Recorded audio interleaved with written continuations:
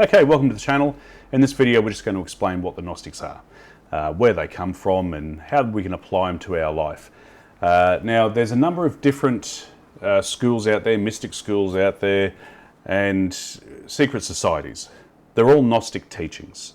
Now yes, there's some bad secret societies out there, we're not referring to those, we're just referring to the Gnostic secret societies, the mystic schools, and the general Gnostic teachings as well.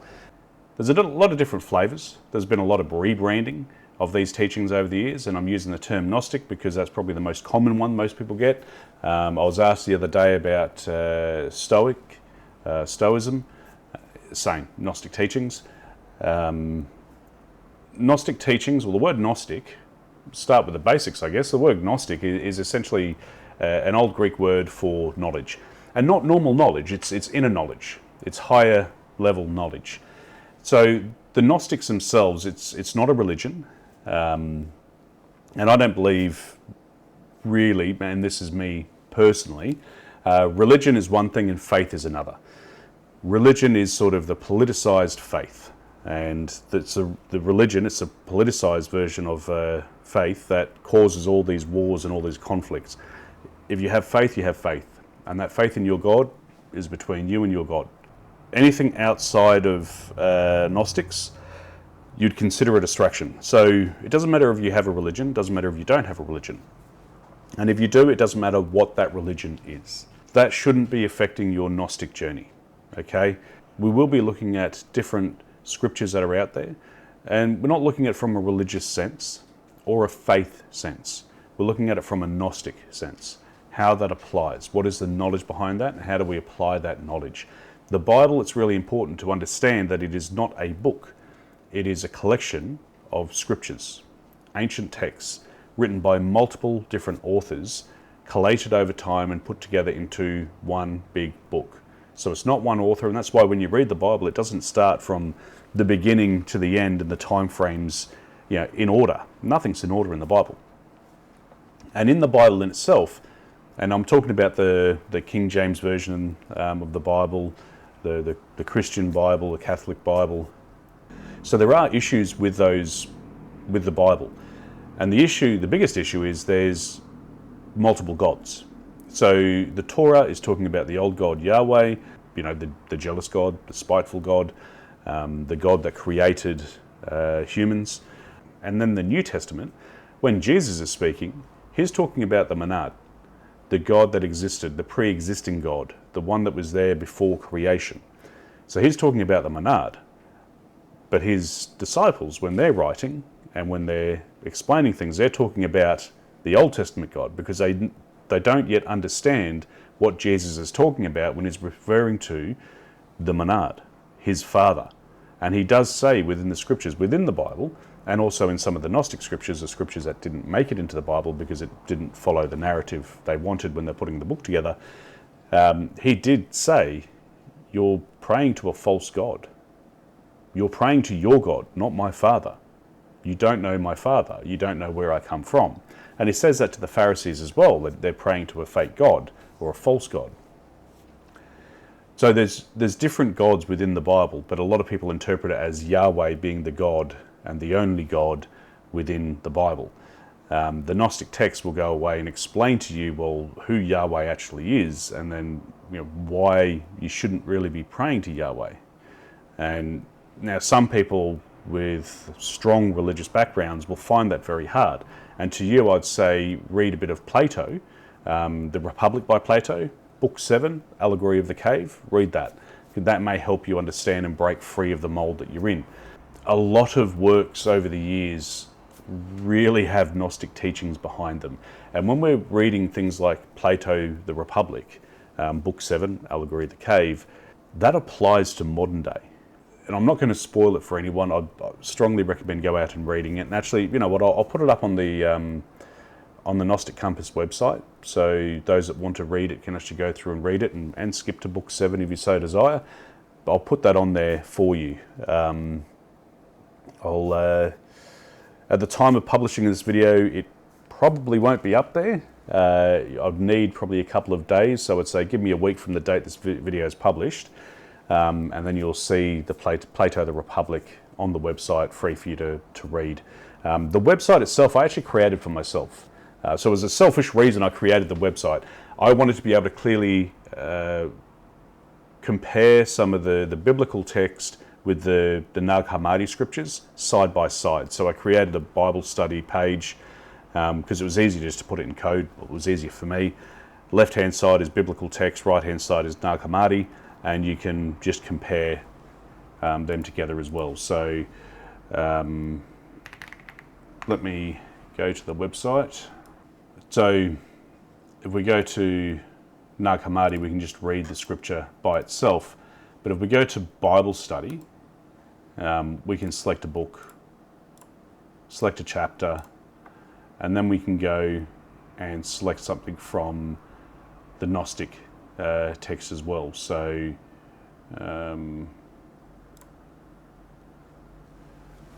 and we can just compare them side by side to see which one's the true source or which one is easier to understand. So just scroll through and have a bit of a look. This is all free, this is open to anyone. Ancient text is only one there at the moment. Instructions of Surapak, I'm probably pronouncing that wrong. This is Sumerian text, and I'll add to this the story about behind it, where it comes from and all that, to the website. It's still only a very new website. I'm just playing with it at the moment. But have a look. It was there to make life a bit easier for me, so I can look at the different scriptures and from the Nag Hammadi and compare them to biblical text. Hopefully it helps you. If it doesn't, it doesn't. It's there anyway. There is a very popular image that is floating around. I guess I wanted to cover that as well because the Gnostics, I'm a big fan of symbolism, and we're definitely going to be looking at symbols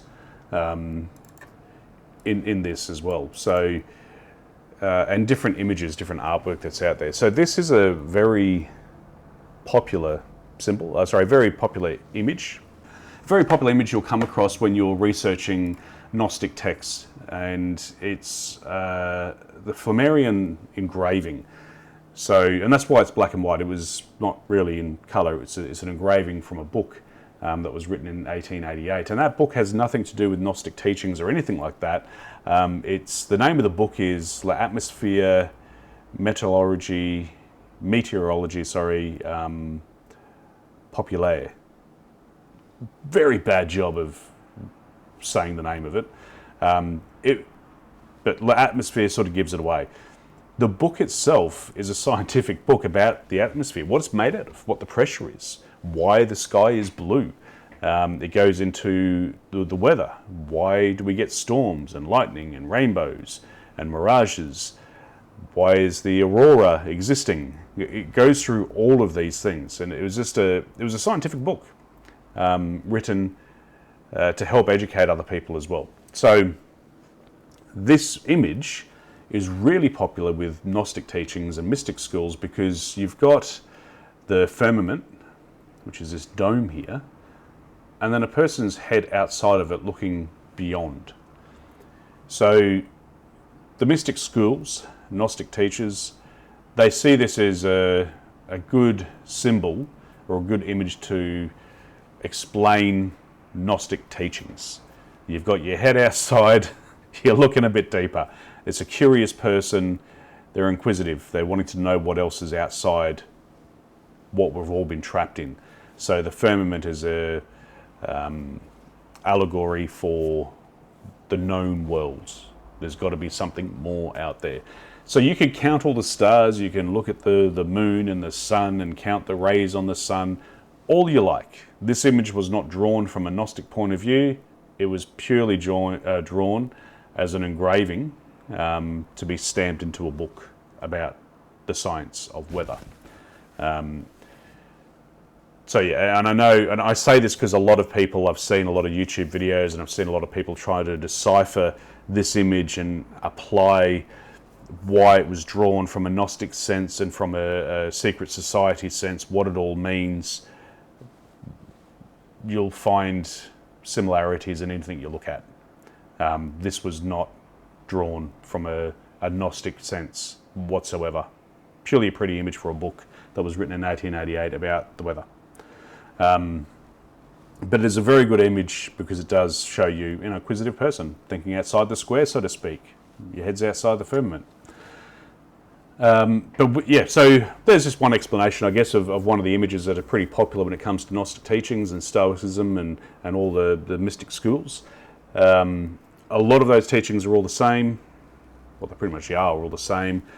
Origins of them, we can't say how far back they go because we've only dug back to find Sumerian, really, when it comes to full civilizations. That's based on mainstream academia.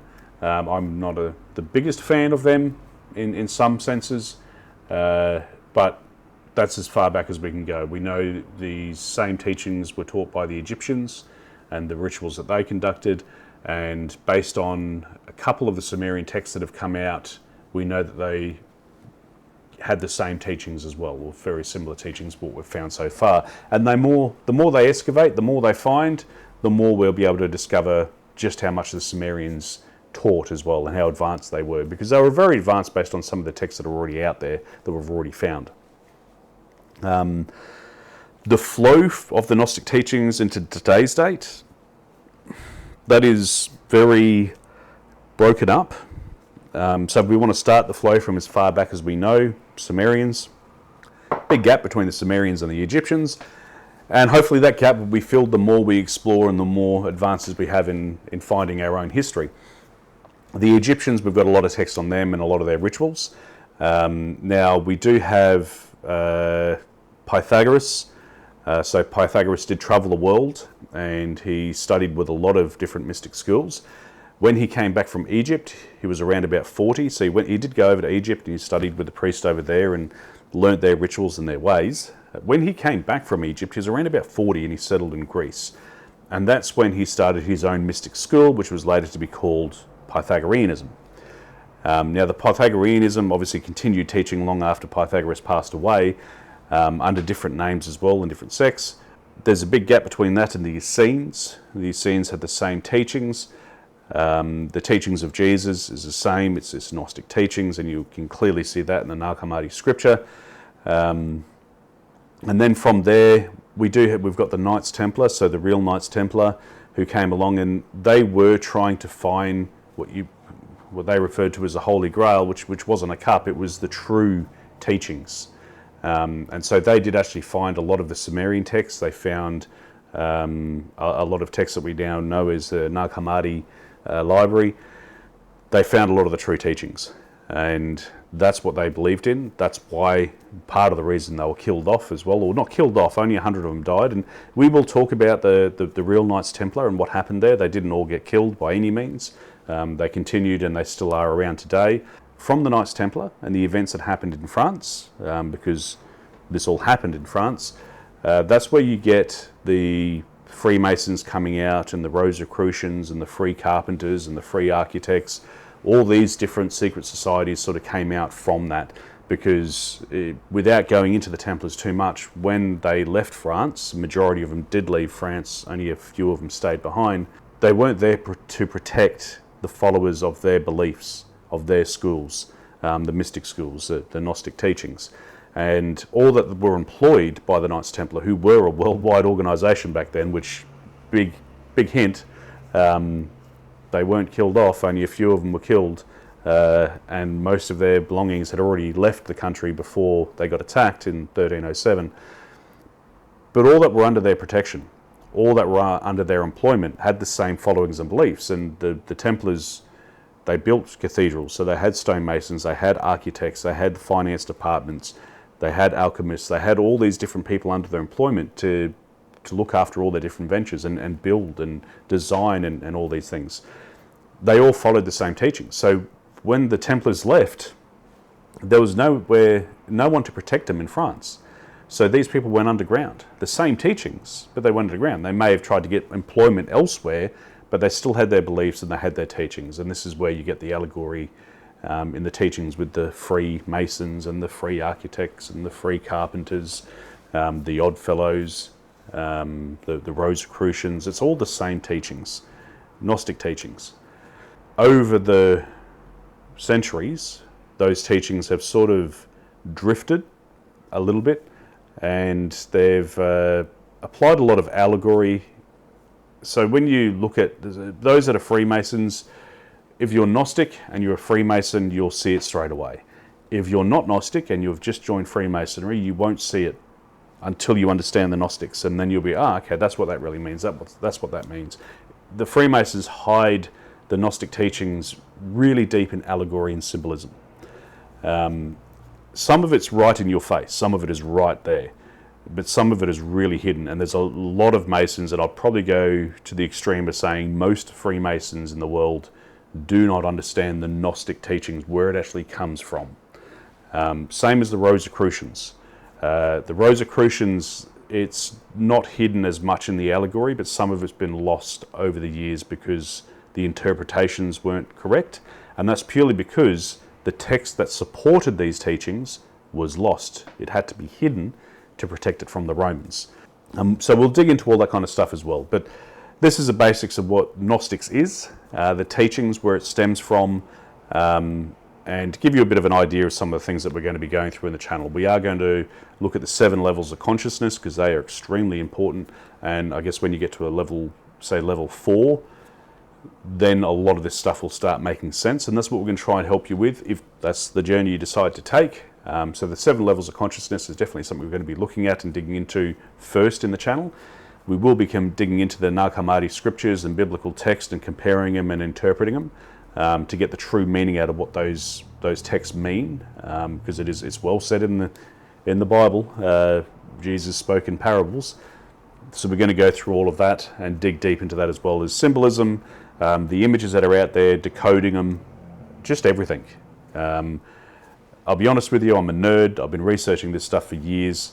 I'm a member of a number of different societies, and I couldn't tell you how many scriptures I've read or how many different rituals I've read for different secret societies and mystic schools. I've read a lot, way too much, but it did help me understand and find connections between the Masonic rituals, Rosicrucian rituals, Templar rituals, finding those connections with the Gnostic teachings and what the true actual meanings are. So we'll go through all that kind of stuff as well. And other videos we'll go through, we'll talk about secret societies and their symbolism and stuff like that as well.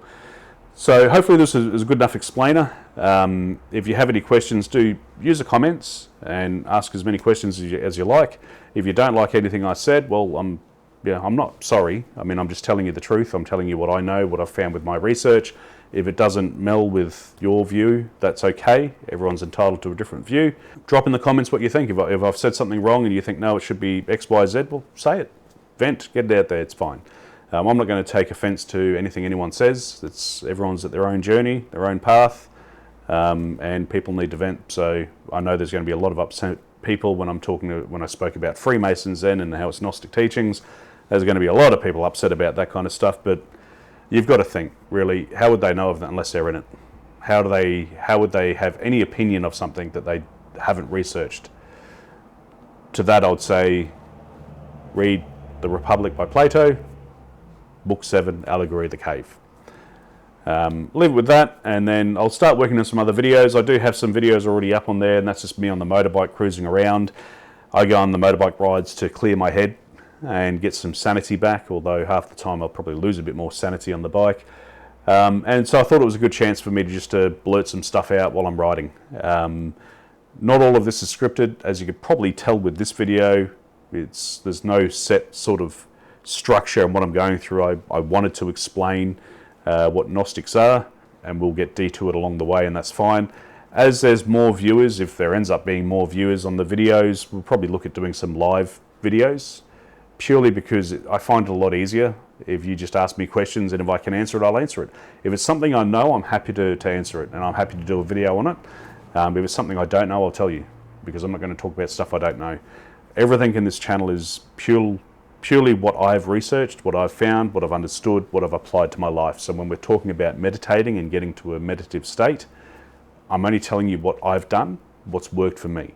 Nothing is AI generated, reading someone else's stuff or any of that kind of stuff. This is pure my research, what I've done, what I've discovered, what I've applied. So anyway, we'll leave it as that. Otherwise, this video will go way too long, and I'm sure there's going to be a lot of videos that just get way too long because I get too distracted. Like, subscribe, do all that usual stuff if you like. Use and abuse the website, the Gnostic Compass. It's there. I built it for myself to help me. And as we go, the website will grow as well, and I'll be adding some more stuff in there also. Anyway, thanks for listening, and hopefully I'll see you at the next video.